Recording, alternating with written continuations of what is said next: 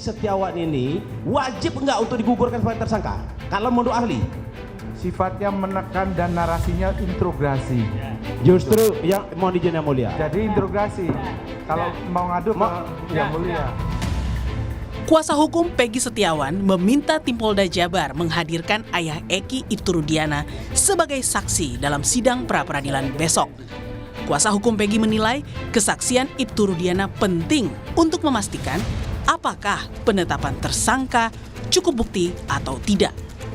Pasalnya ayah Eki Ibtu Rudiana menjadi orang pertama yang melaporkan kasus pembunuhan anaknya ke polisi. Dan berdasarkan keterangan dari BAP Ibtu Rudiana, polisi menangkap pelaku pembunuhan Vina dan Eki. Peggy Setiawan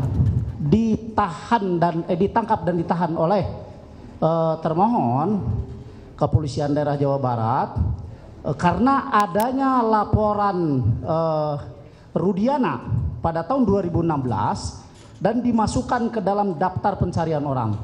Oleh karena itu, demi keadilan dan demi tegaknya hukum, mohon untuk kesaksian dari termohon besok, Rudiana atau Ibtu Rudiana tahun 2016 dihadirkan di persidangan. Demikian. Namun, polisi menolak menghadirkan ayah Eki Ibtu Rudiana dalam sidang pra-peradilan Peggy besok.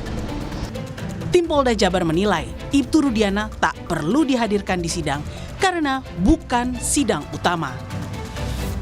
Permintaan dari kuasa hukum yang ingin menghadirkan oh ya, saya keberatan dong, gitu. Karena sudah ada kuasanya kan, begitu.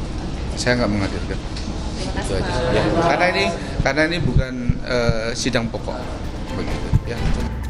Rencananya besok tim hukum Polda Jabar akan menghadirkan sejumlah saksi yang menguatkan bukti penetapan tersangka Peggy Setiawan sudah sesuai dengan prosedur dan memiliki alat bukti yang kuat.